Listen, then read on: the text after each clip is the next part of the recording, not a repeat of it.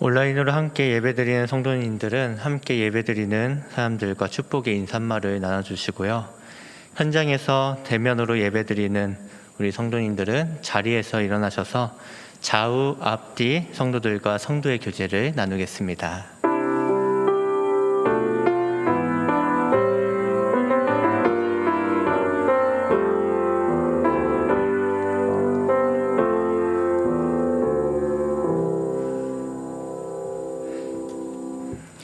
(8월) 다섯째 주일 예배를 하나님께 올려드리겠습니다. 너희는 여호와께 감사하며 그의 이름을 불러 아뢰며 그가 행하신 일을 만민 중에 알릴지어다. 그에게 노래하며 그를 찬양하고 그 모든 기사를 전할지어다. 그 성호를 자랑하라. 여호와를 구하는 자마다 마음이 즐거울지로다. 아멘. 찬송가 615장 그 큰 일을 행하신을 찬송하겠습니다.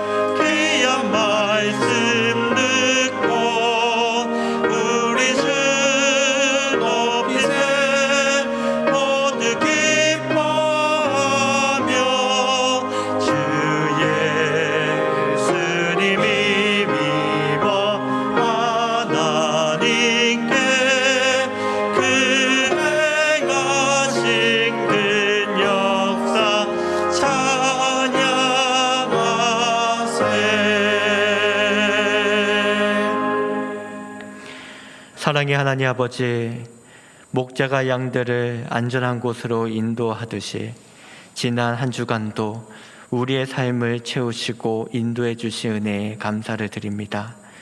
분주한 세상의 일을 내려놓고 주님의 날을 기억하며 거룩하게 예배하는 주의 자녀들에게 사랑과 은총을 내려 주옵소서.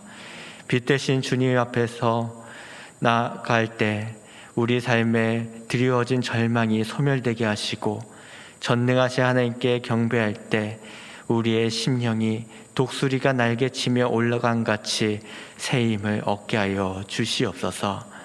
예수님의 이름으로 기원하옵나이다. 아멘.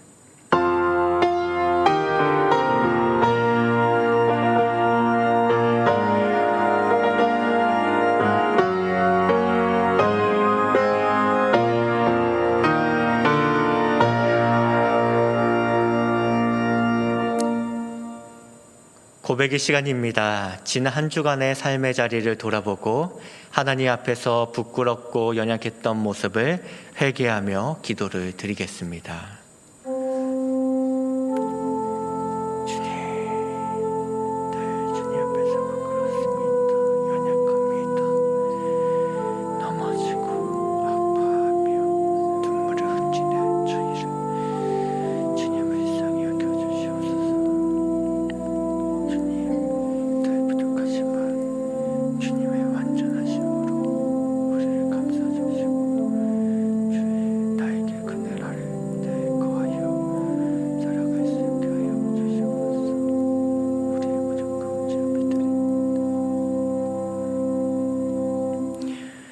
우리를 향한 용서의 말씀은 시편 103편 8에서 9절 말씀입니다.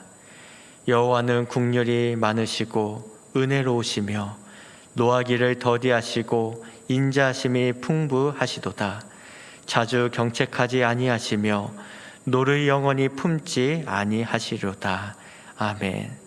사랑의 하나님께서 우리의 모든 죄를 용서하여 주셨습니다. 그 크신 은혜에 감사하며 찬송가 618장을 함께 찬양하겠습니다.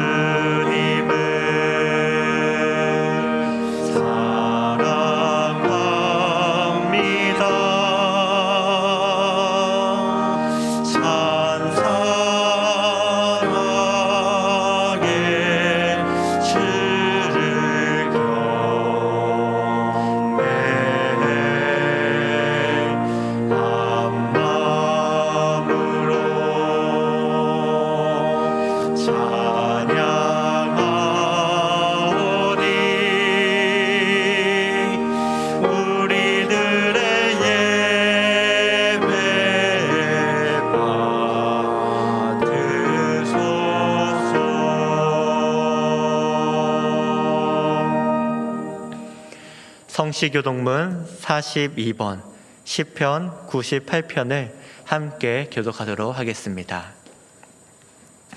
새 노래로 여호와께 찬송하라. 그는 기이한 일을 행하사.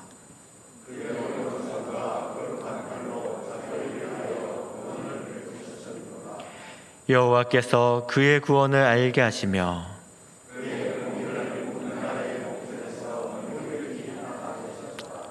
그가 이스라엘의 집에 베푸신 인자와 성실을 기억하셨으므로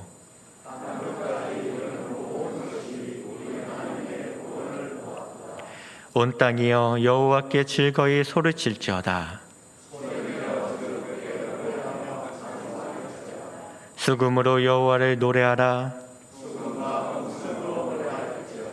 나팔과 호각 소리로 왕이신 여호와 앞에 즐겁게 소리칠지어다.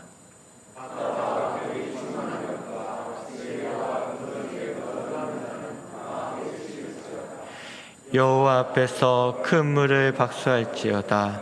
산악이 함께 즐겁게 노래할지어다. 아멘. 사도신경으로 하나님 앞에 우리의 신앙을 고백하겠습니다. 나는 전능하신 아버지 하나님, 천지의 창조주를 믿습니다. 나는 그의 유일하신 아들 우리 주 예수 그리스도를 믿습니다. 그는 성령으로 잉태되어 동정녀 마리아에게서 나시고 본디오 빌라도에게 고난을 받아 십자가에 못 박혀 죽으시고 장사된 지 사흘 만에 죽은 자 가운데서 다시 살아나셨으며 하늘에 오르시어 전능하신 아버지 하나님 우편에 앉아 계시다가 거기로부터 살아있는 자와 죽은 자를 심판하러 오십니다. 나는 성령을 믿으며 거룩한 공교회와 성도의 교제와 죄를 용서받는 것과 몸의 부활과 영생을 믿습니다. 아멘. 예배를 위해 고준석 장로님께서 기도해 주시겠습니다.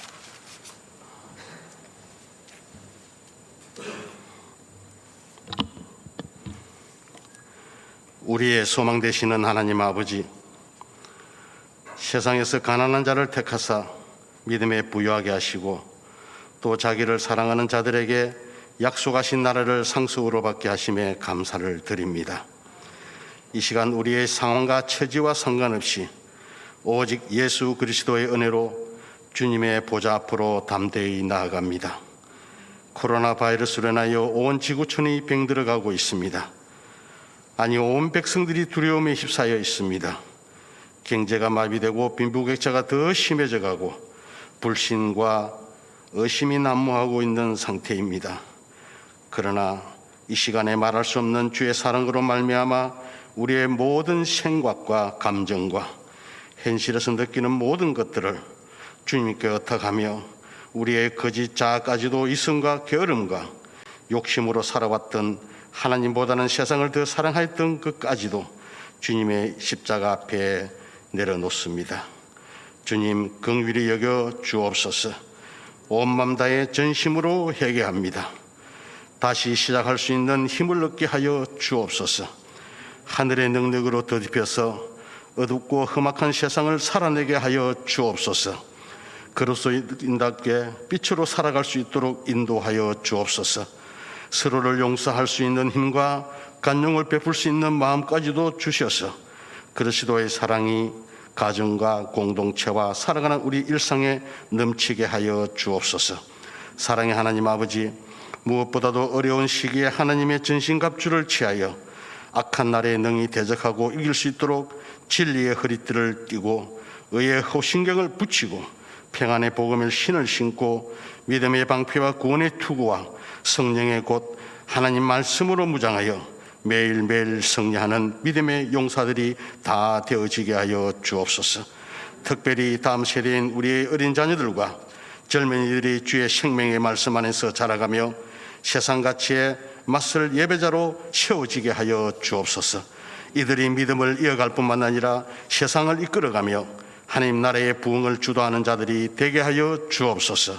사랑의 하나님 아버지, 세상의 여러 가지 일들로 인하여 신음하는 주의 백성들을 붙들어 주옵소서. 경제적 어려움과 육신의 질병으로 고통 중에 있는 이에게 치유와 회복의 역사가 일어나게 하여 주옵소서. 코로나 백신으로 코로나를 잘 이겨내게 하여 주시고 모든 묶여져 있던 것이 풀어지며 회복되어서 제한 없이 마음껏 예배 현장을 가득 채워서 찬양하며 기도하며 교제할 수 있도록 주의 자비와 긍휼을 베풀어 주시옵소서.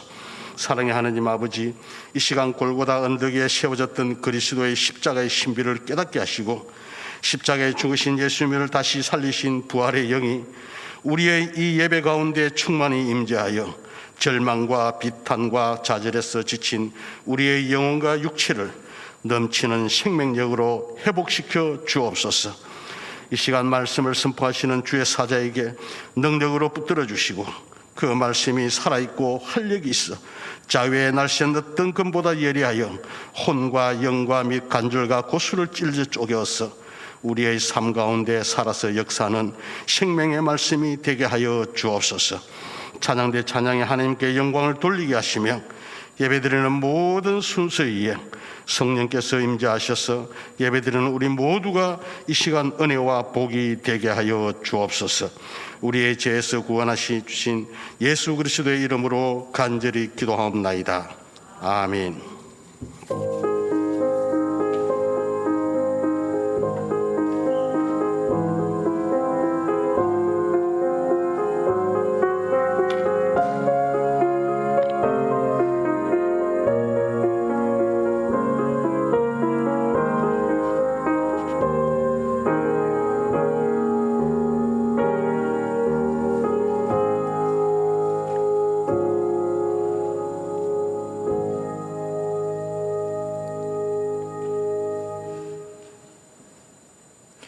오늘 우리에게 주시는 하나님의 말씀은 사도행전 22장 30절에서 23장 11절입니다.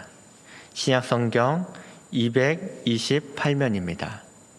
사도행전 22장 30절에서 23장 22절 말씀을 우리 함께 봉독하도록 하겠습니다.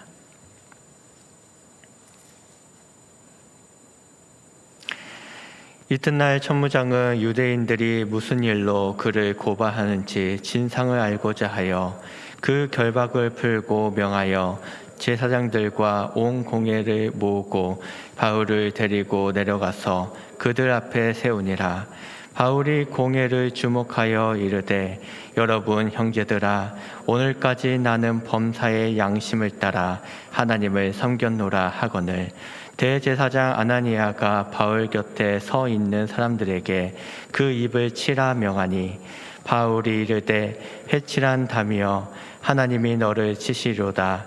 내가 나를 율법대로 심판한다고 앉아서 율법을 어기고 나를 치라 하느냐 하니 곁에 선 사람들이 말하되 하나님의 대제사장을 내가 욕하느냐.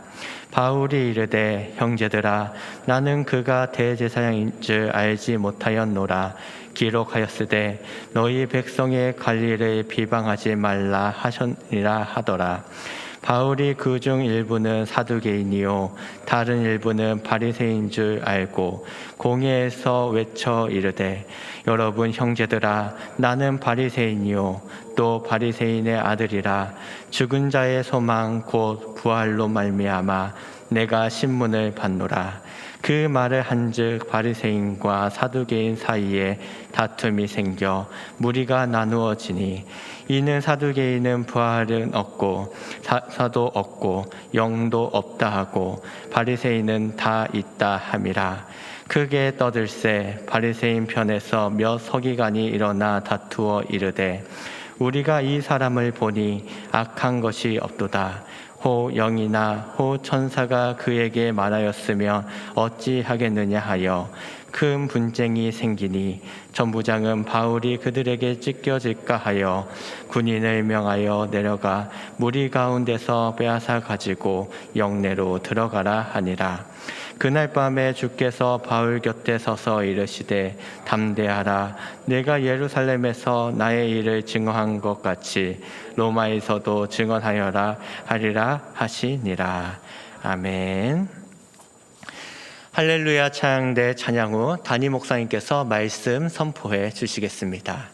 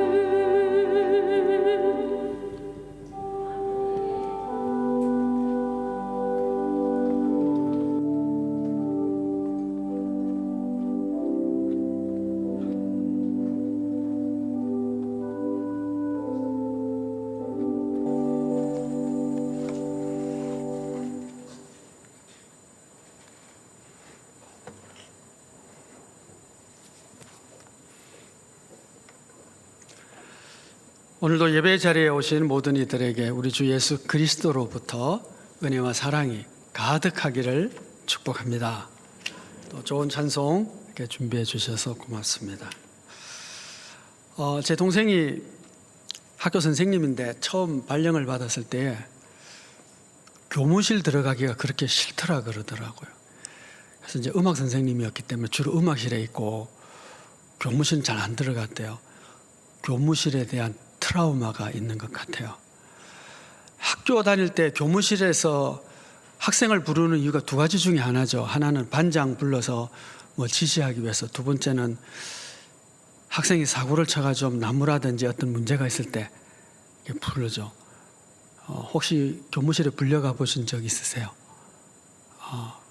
제 동생은 자주 불려갔던가 봐요.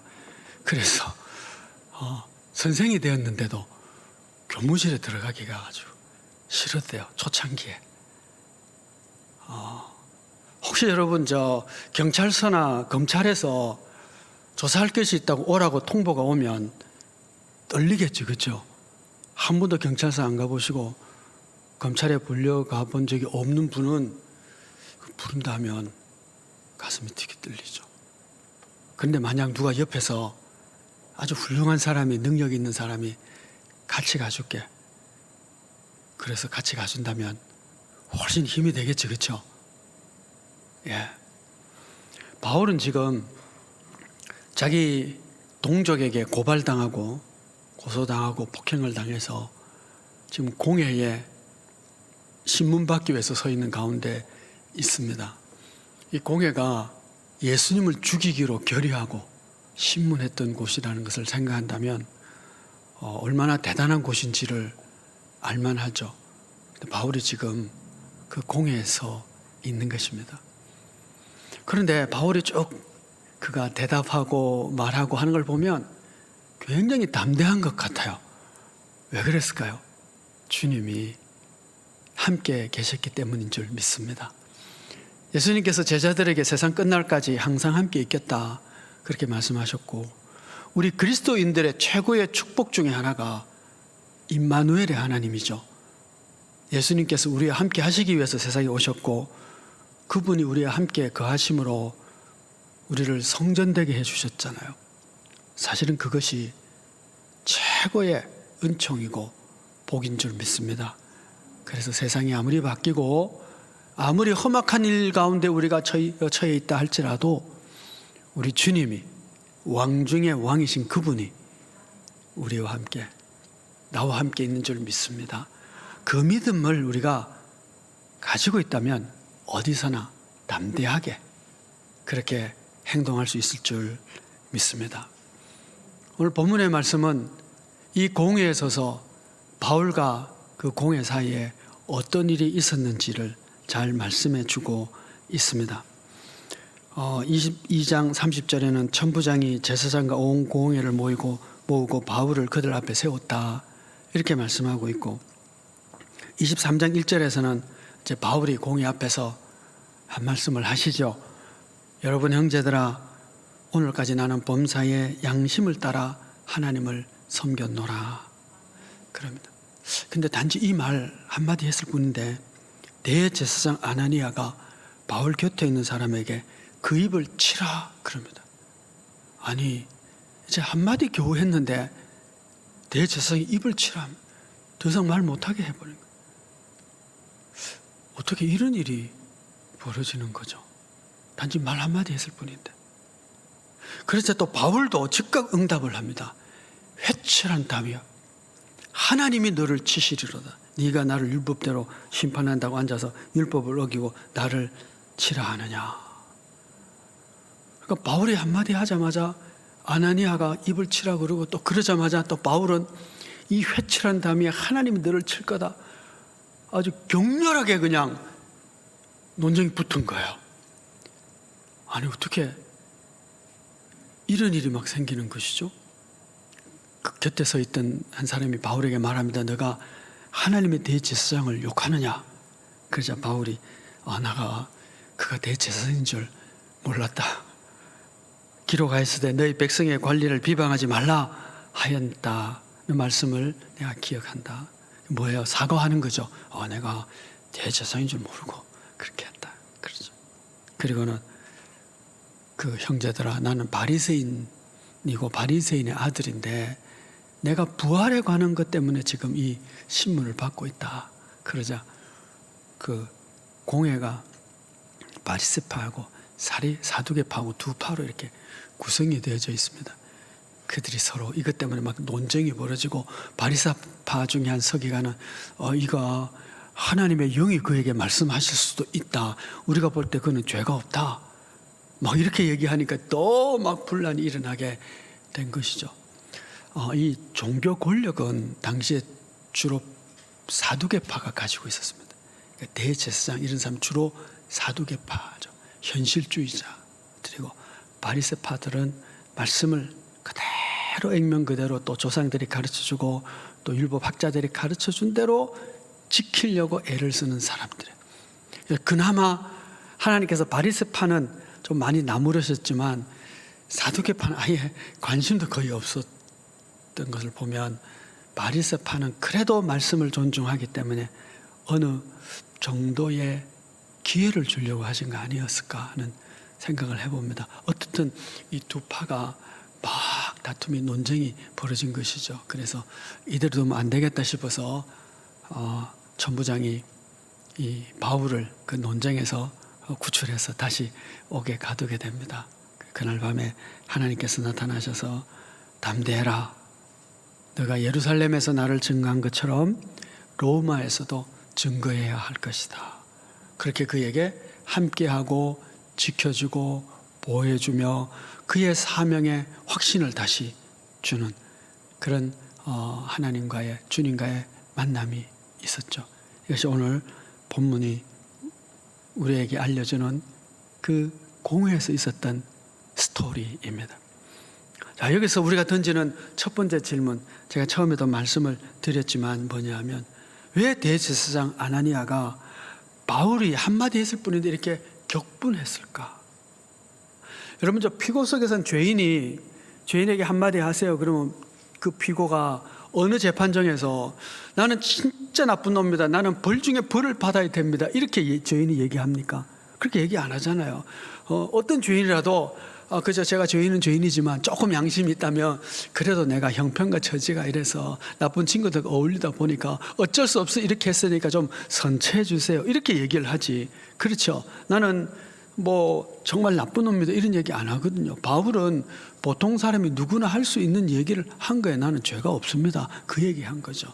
죄가 없다는 것을 조금 더 강하게 어필을 했죠. 나는 하나님을 섬긴 데 있어서 선한 양심대로 지금까지 살았다. 죄가 없다는 얘기잖아요. 그 얘기 한마디 했을 뿐이에요. 그런데 아나니아가 막 격분하면서 그 입을 치라며. 왜 그랬을까요? 그래서 또 바울도 역시 그냥 무례한 응수를 하죠. 이 회칠한 탐이요. 하나님이 너를 칠 것이다. 바울은 또 왜 그렇게 무례하게 응수를 했을까? 바울이 쓴 편지 고린도전서 4장 12절에 보면 모욕을 당한 즉 축복하고 박해를 받은 즉 참고 비방을 받은 즉 권면하니 이렇게 얘기했거든요. 그러니까 본인은 그렇게 그죠? 모욕을 당하면 참고 말이 축복하고 박해를 당했을 때는 견디고 비방을 받을 때는 권면하고 뭐 이렇게 하라고 해놓고 본인은 또 막 격한 응수를 했으니 이게 도대체 뭐야? 이게 도대체 무슨 사건이지? 이런 생각을 우리가 하지 않을 수가 없는 거예요. 자, 먼저 왜 대제사장은 바울의 첫마디에 이렇게 격분했을까? 요세푸스라고 하는 유대 역사학자가 있습니다. 예수님 그 시대, 그 이후의 시대에 그 이분은 이제 유대인이고 유대교인입니다. 그래서 유대 역사에 대해서 쫙 쓴 역사서인데 이분이 아나니아에 대해서 예수님에 대한 것도 있습니다. 이 요세푸스에. 근데 이 아나니아에 대해서 뭐라고 썼느냐 하면 이 당시 대제사장 아나니아는 참으로 고약하기 이를 데 없는 자인데 그는 얼마나 대단한 축제자인지 제사장 목신 11조마저도 협박 공갈해서 다 갈취해가지고 자기 것으로 삼은 사람이다. 대제사장인데 양심도 없는 사람, 흉악한 악한 자였던 것이죠. 이런 사람이 바울의 말을 듣는, 오늘까지 나는 범사의 양심을 따라 하나님을 섬겼다. 그 말을 듣자마자 그는 격분해서 그 입을 치라 그래요. 자, 여러분, 이게 무슨 사건이냐면 이런 것과 같은 거야. 죄인이 나는 죄가 없습니다. 그런 얘기해도 우리 다 아는 거짓말장이니까 나는 거짓말 안 했습니다. 얘기하면 아이고 무슨 말도 안 되는 이 거짓말장이가 저런 짓을 하냐 그래요. 그런데 정말 거룩하고 순결한 자가 나는 선한 양심에 따라 살았습니다. 그 말하면 그 말을 듣는 죄인은 어떤 마음이 들까요? 양심이 깨어나기 시작해요. 여러분, 우리가 공부하는 이유가 뭘까요? 좋은 지성인을 만나면 내 지성이 깨어나요. 좋은 책을 읽으면 그 책의 저자를 통해서 통찰력이 생겨져요. 아, 이런 일이었네. 깨우침을 받게 돼요. 좋은 의지를 가지고, 예를 들면 뭐 열심히 노력해가지고 뭐 금메달 딴 이런 선수들의 간증이라기보다는 스토리를 들으면 어떤 생각이 들어요? 나도 내 의지를 좀 더 한번 발휘해 봐야 되겠다. 내 의지가 깨어나요. 선한 양심의 사람을 만나면 내 선한 양심이 깨어나기 시작하고요. 참된 영성을 소유한 사람을 만나면 내 영이 깨어나기 시작해요. 이것을 영향력이라고 그러잖아요. 학교 다닐 때 공부 참 잘하는 친구를 사귀게 되었어요. 저희 집 가까운 데 있어서. 이 친구하고 있다 보니까 자주 사귀다가 보니까 뭐 제가 교회도 가자고 끌고 가기도 하고 했는데 결국 교회 안 오더라고요.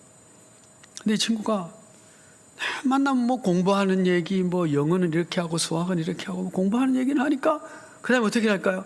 저도 공부를 좀 하게 되더라고요. 그때 공부를 계속했어야 되는데 그래 제가 학교 다닐 때 선생님들한테 별로 칭찬받은 적이 없어요. 공부를 썩 잘하지 못하기 때문에. 그때 이 친구 때문에 공부를 좀 해가지고요 칭찬받은 적이 있잖아요. 어떻게 그런 것까지 다 아냐 뭐 이런 거 있잖아요. 선생님한테 후짜다 칭찬 받아오는 게 제가 지금까지 기억을 하고 있는 거예요. 영향을 받아요. 선한 양심의 영향을 받죠. 바울이 나는 범사의 양심에 따라 하나님을 섬겼다. 나는 선한 양심으로 살았다. 이 얘기를 하자 이 폐역한 아나니아 대제사장의 양심이 확 깨어난 거예요. 그러니까 이 바울이 계속 이 이야기를 더하면 견딜 수 없을 것 같으니까 말을 못하게 만들어. 입을 쳐라. 말 못하게. 왜냐하면 계속 말하면 이 선한 양심이 깨어나가지고 견딜 수 없을 것 같으니까. 여러분 그런 거 있잖아, 그죠? 예. 사업을 하는데 너무 착하게 신실하게 신앙 양심에 따라 잘하는 사람이 있으면 그 사람 같이 있으면 어떻게 해요? 나도 그 사람처럼 되든지 아니면 그 사람 없는 데서 사업을 하든지 둘 중에 하나예요. 선한 양심이 깨어나기 시작하는데 이 아나니아는 둘 중에 하나예요. 그 깨어난 양심에 따라 무릎 꿇고 회개하고 다시는 그렇게 살지 않도록 애쓰든지 아니면 바울을 없애버리든지 귀를 막고 얘기를 안 듣든지 둘 중에 하나죠. 그죠 여러분? 지금 그 반응이 일어난 거예요. 여러분 설교를 잘 들으셔야 돼요. 설교에 하나님의 영이 함께한 말씀이 선포되기 시작하면 내 영이 그걸 알아요. 막 깨어나기 시작해요. 둘 중에 하나예요. 회개하고 순종하든지 아니면 귀를 막고 안 듣든지. 안 들으면 어떻게 될까요? 신앙 양심은 점차 화인 맞은 신앙 양심으로 가버리겠죠. 깨어나면 점차 거룩한 삶으로 나가겠죠. 여러분 말씀을 잘 들으세요. 제가 팔복을 참 많이 강조를 하는데 산상보훈이 예수님의 가르침의 핵심이고요. 핵심 중에 시작하는 말씀이 팔복이죠. 너무 중요해요. 이거 외우셔야 돼요. 여러분. 다 외우시기 바랍니다. 예.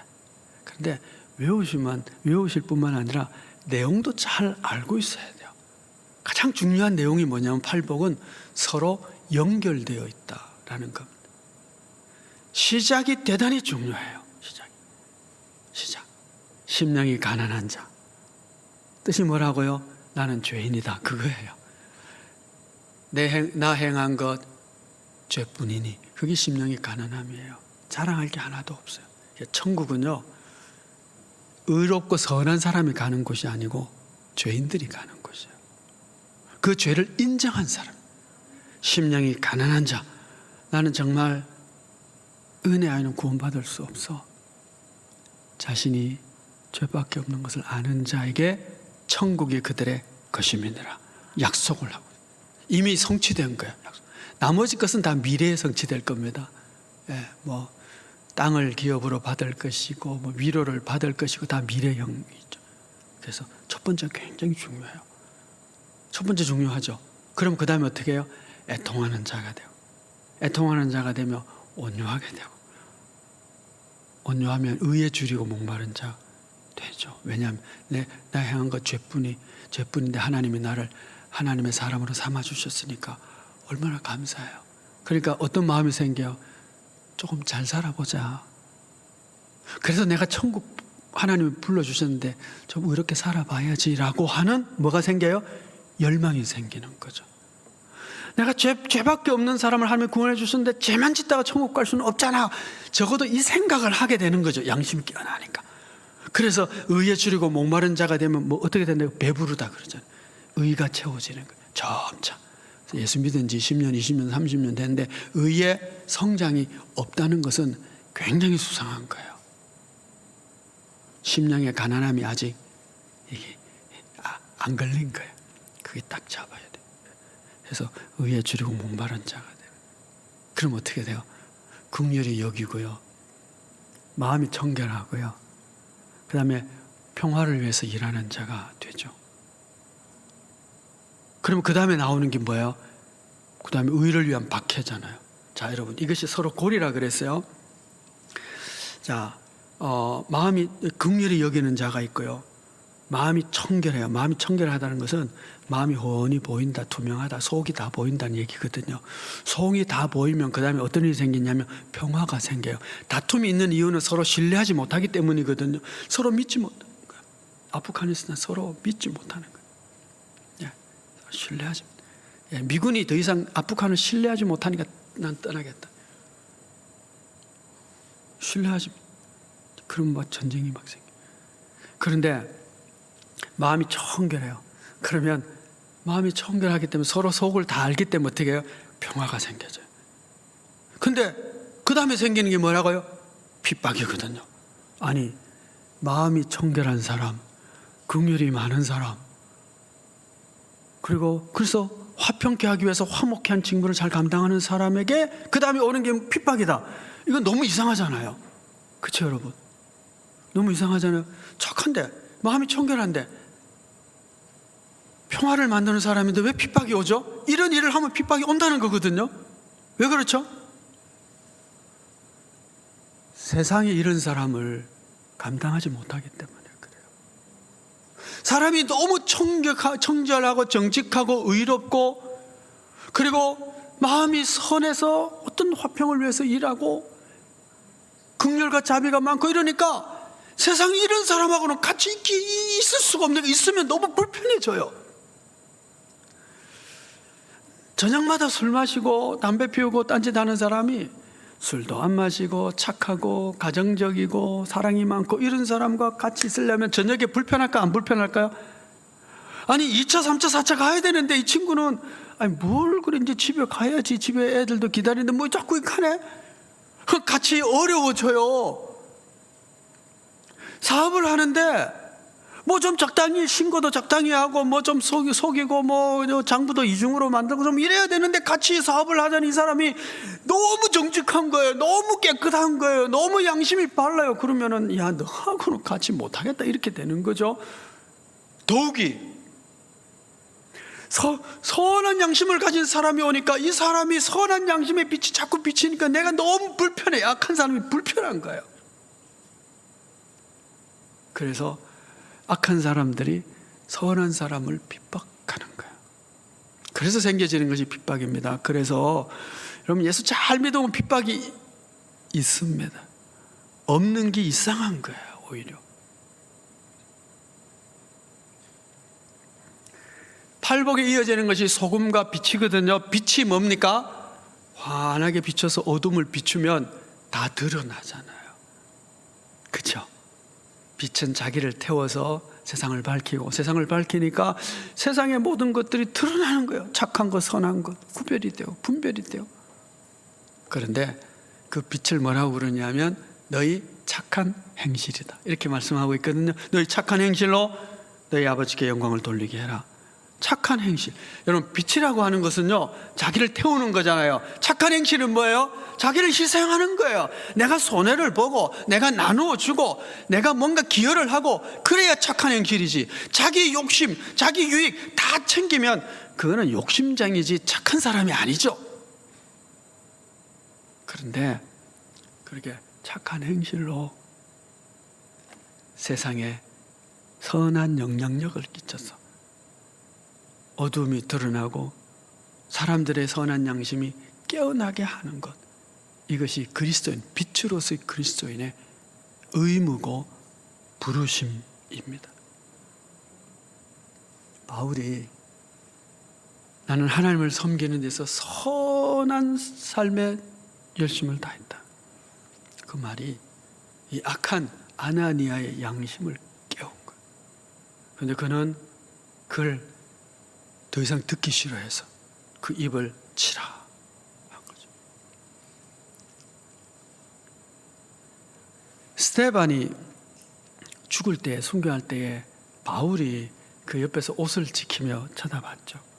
근데 학자들은 이때의 이 스데반의 순교가 바울에게 대단히 큰 충격을 줬을 것이라고 말합니다. 그때는 말하지 않았지만 저 사람이 저렇게 목숨을 걸고 돌에 맞아 죽으면서도 천사 같은 얼굴을 하고, 그리고 저들의 죄를 용서해 주십시오라고 말하며 그 순교하는 장면은 어떻게 사람이 저럴 수가 있지? 바울이라고 하는 하나님을 섬기는 사람에서 학자로서 혹은 하나님께 열심을 다하는 자로서 숙제요 질문이었을 것입니다. 그런데 다메섹 도상에서 주님을 만나자 그 모든 의문이 해소되면서 완전히 사람이 바뀌게 된 것이죠. 선한 영향력으로 지금 당장은 아니라도 결국은 변화되어 새 사람 될 사람은 얼마든지 있다는 것을 보여주는 것이죠. 두 번째 질문은 바울은 왜 그렇게 무례한 응수를 했을까라고 하는 건데요. 주석학자들이 여러 가지를 얘기해요.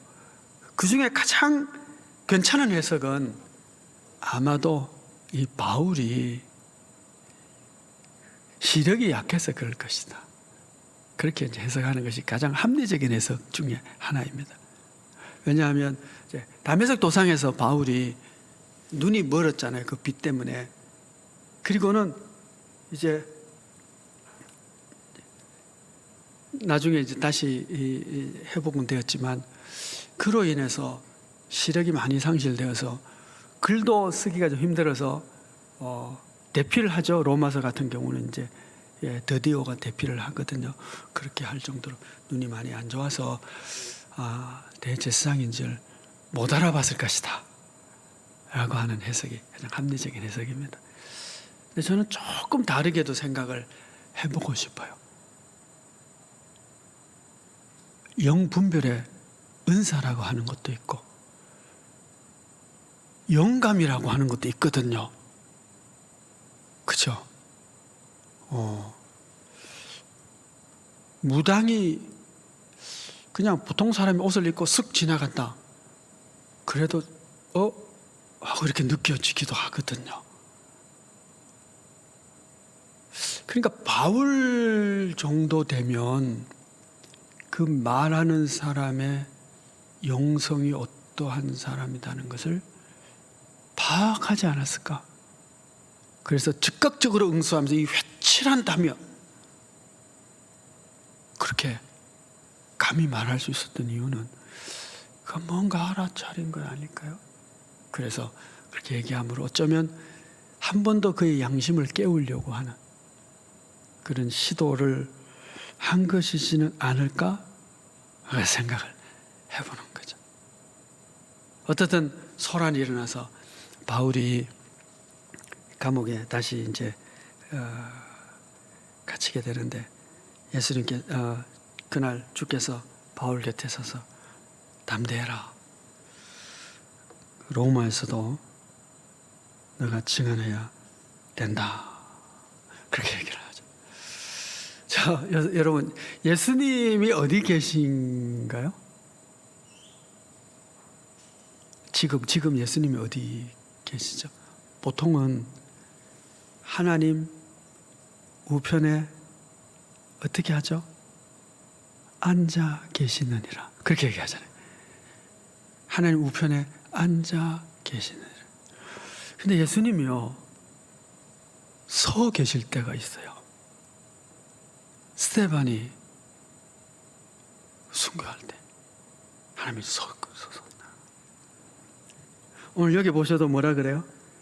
바울 곁에 서서 이르시되.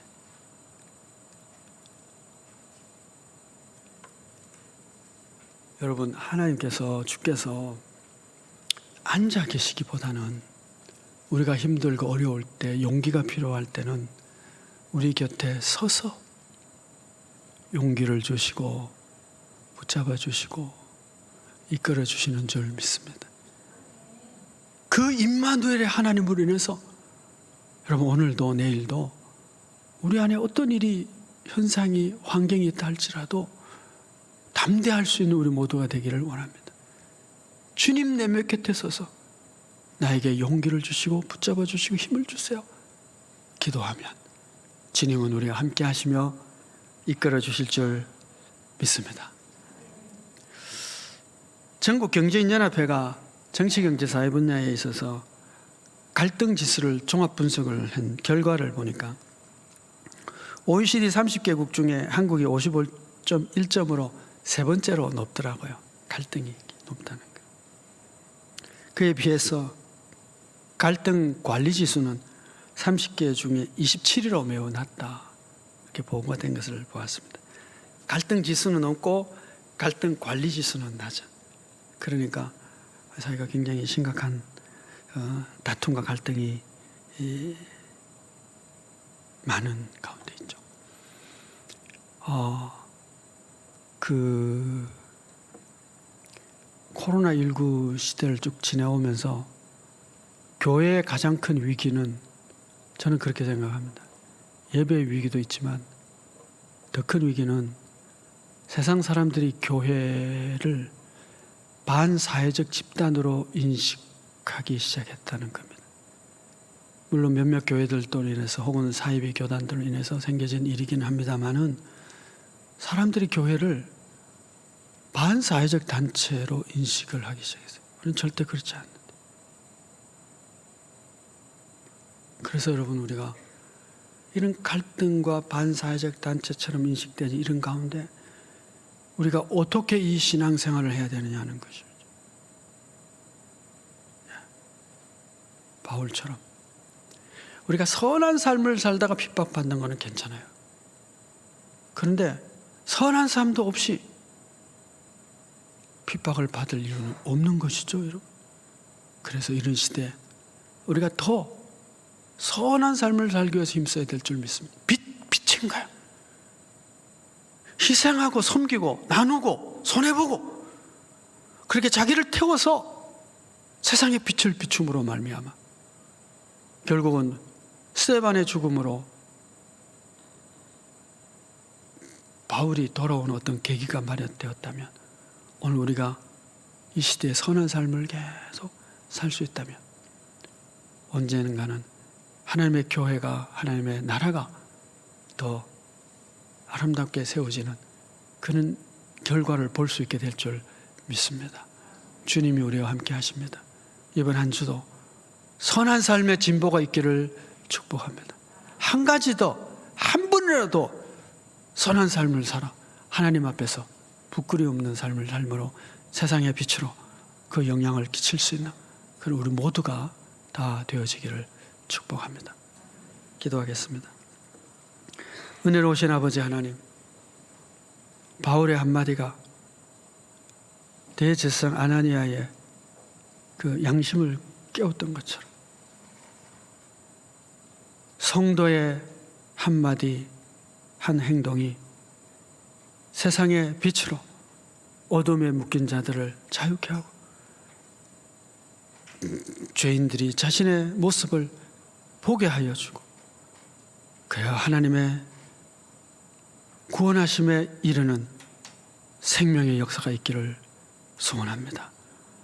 우리의 선한 역사를 통하여 증인의 삶을 살아갈 수 있게 하여 주시고 우리를 통하여 하나님의 생명이 흘러갈 수 있기를 원합니다.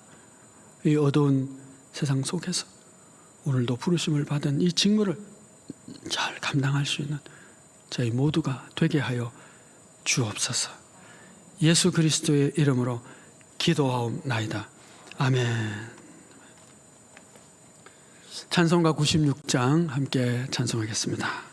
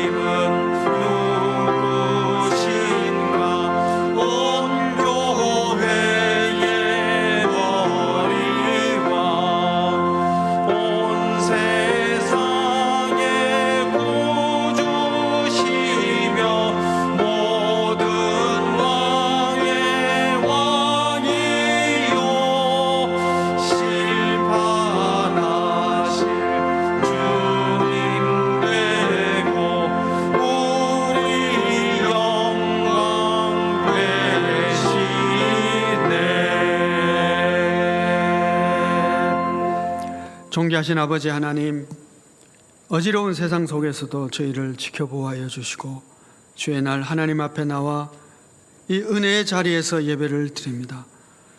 저희가 예배와 함께 감사의 예물도 준비했사오니 예물도 받아 주시옵소서. 감사하며 섬기는 모든 손길 심령 가정 일터에 주께서 복에 복을 더하여 주셔서 쓰고 나누고 섬기며 사랑하기에 부족함이 없게 하여 주옵소서. 예수 그리스도의 이름으로 기도하옵나이다. 아멘. 지금은 우리 주 예수 그리스도의 은혜와 하나님의 크신 사랑과 성령의 교통하심이 너희는 세상의 소금이다 빛이다 말씀하신 그 말씀대로 착한 행실로 선한 행실로 세상을 변화시키는 하나님의 사람 되기를 원하는 우리 모든 형제자매들 위해 영원토록 함께 없시기를 축원하옵나이다. 아멘.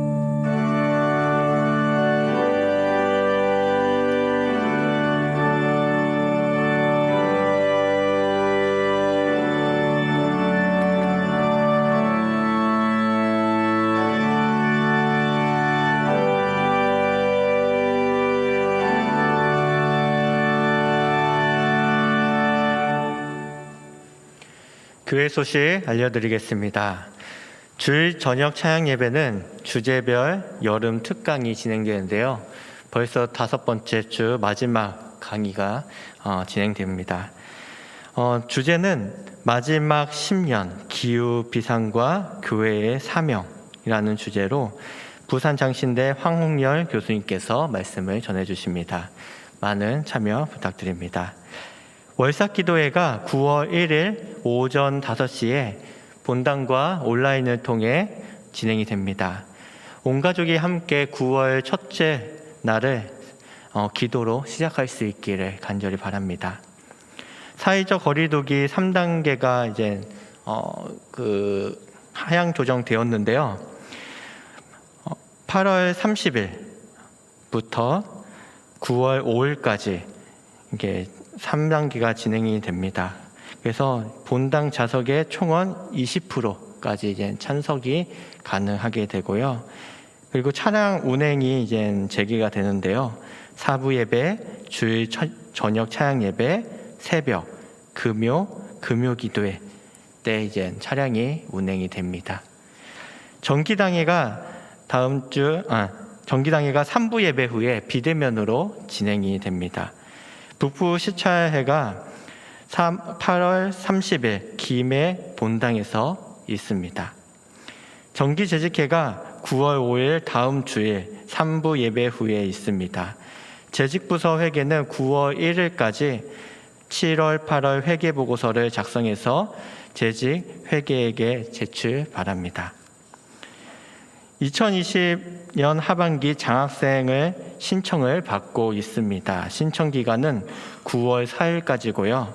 신청 대상 및 방법은 교회 홈페이지 및 게시판에 게시되어 있습니다. 참고해 주시고요. 그 다음에 접수 및 문의는 고등부는 부장 정준호 지사님께, 청년교회는 운영 멘토인 안병란 지사님께 문의하시면 됩니다. 고3 수험생과 취업 준비생을 위해서도 함께 기도해 주시기 바랍니다. 주보의 부어주소선 안에 자세한 그런 명단과 기도 제목이 나와 있습니다. 그래서 기도하실 때마다 참고하셔서 함께 기도해 주시면 감사하겠습니다. 청년 온라인 알파가 마지막 10주차가 진행이 됩니다. 그리고 9월 4일 토요일에 수료식이 있습니다. 우리 마지막까지 우리 청년들을 위해서 함께 중보기도 부탁드립니다. 교우 소식입니다. 입원하신 분들이 계십니다. 특별히 주보에는 이게 나와 있지 않는데요. 오근순 권사님의 막내 아들 우리 화평군이 금요일날 심정지가 와서 조금 위급한 상황에 있습니다. 그래서 우리 성도님들도 함께 기도해 주시고 위로해 주시기 간절히 바랍니다. 그리고 호산나 차양단 지휘로 섬기고 계시는 오장한 지사님께서 지난 CTS에서 주최했던 대한민국 K가스펠에서 은상을 수상하셨다고 합니다. 많이 축하해 주시기 바랍니다. 우리 다 함께 김해 시민을 축복하는 기도를 함께 드리도록 하겠습니다. 기도하겠습니다. 김경을 축복하오니 그의 가정과 일터에 복을 내려 주옵소서. 이름이 축복하오니 그의 가정과 일터에 복을 내려 주옵소서. 소신 축복하오니 그의 가정과 일터에 복을 내려 주옵소서. 예수님의 이름으로 기도합니다. 아멘. 김해교회 3.1운동 실천 캠페인을 우리 함께 구호를 외치도록 하겠습니다. 김해교회 3.1운동 실천 캠페인, 매일 3장, 매일 3명, 매일 3가지. 아멘. 이번 주 암송은 마태복음 5장 1에서 10절입니다. 우리 한번 우리 읽던지 암송하던지 하겠습니다. 마오일실. 예수께서 무리를 보시고 산에 올라가 앉으시니 제자들이 나온지라.